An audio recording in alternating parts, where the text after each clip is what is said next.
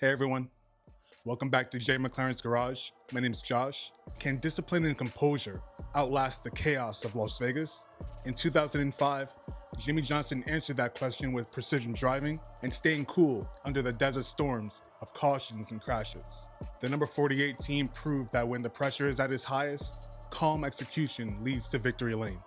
This is the story of the 2005 UAW-DaimlerChrysler 400 at Las Vegas Motor Speedway. March 13, 2005, Las Vegas Motor Speedway. The desert air shimmered with heat as 43 cars thundered to life, all chasing 400 miles of glory. In a city built on chance, this race would test patience, precision, and survival. Ryan Newman started from the pole, but it didn't take long for the action to heat up. Greg Biffle and hometown favorite Kurt Busch traded the lead in the opening laps, flexing their muscle, while Jeff Gordon and Kevin Harvick kept within striking distance. But Vegas had chaos in store. On lap 12, contact between Dale Earnhardt Jr. and Brian Vickers heading into turn 1 triggered a multi-car crash. Bobby Labonte and Ricky Rudd were swept up, ending the day for all 4 drivers before the race had truly begun. It was a harsh reminder that in NASCAR, fortunes can turn in an instant. On lap 65, Matt Kenseth nudged Elliott Sadler into the wall, sparking another wreck that collected Carl Edwards and Tony Stewart. While some contenders faltered, the number 48 team played it cool, staying clear of trouble and waiting for their moment. That moment came with 55 laps to go. Jimmie Johnson muscled past Newman and took the lead for the final time. His restarts were sharp, his car was flawless in clean air, and his Hendrick Motorsports crew executed to perfection. Johnson led a race-high 107 laps and never looked back. At the line, Johnson held off Kyle Busch and Kurt Busch, with Gordon and Harvick rounding out the top 5. It was his 15th career victory and his first at Las Vegas. This was the opening chapter in what would become a dynasty in the desert.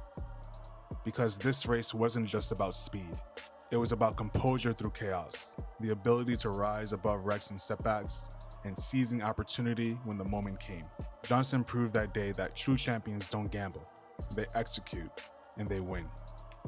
Out of Jimmie Johnson's 15 career wins, this is only the 3rd car that has been made in a race win diecast version. And I totally get it. Around this time, I can totally see how Jimmie Johnson was not so popular, winning all the time, and that Lowe's 48 paint scheme winning all the time. And he won a lot in this paint scheme. So it doesn't surprise me that a lot of his wins weren't made, but I'm glad that this one was made, and this paint scheme is so iconic. As we see on the hood, a little bit of dirt around that Lowe's logo, and a little bit of grill tape at the top of the grill and towards the bottom. Down the left-hand side, you see tons of dirt on that beautiful silver towards the left front, a little bit of smudges and dirts on the 48, but as we get towards the rear, a lot cleaner. Down the back, you see that beautiful blue and silver combination, but otherwise very clean on the rear deck lid and the rear bumper. Down the right-hand side, very clean towards the rear of the car, but as we get towards the front, you see a little bit of tire buildup and debris on the 48, and a lot of dirt and tire buildup around the right front. This car was raced and produced in 2005 by Action Racing Collectibles. This is an elite diecast in a standard finish. The production quantity on this car is 204, and the DIN on this specific car is 148. And this car was bought on eBay. Again, I think this is one of the probably the most underrated and iconic paint schemes in NASCAR history. Unfortunately, this would be the last race win diecast we would see in this paint scheme before he would transition over to a new one in 2006. But again, I'm very happy that we have this paint scheme with the Lowe's on the hood. It's a very obscure race in its history. It really didn't stand out too much as anything different. But either way, I'm really grateful to have this car and this paint scheme.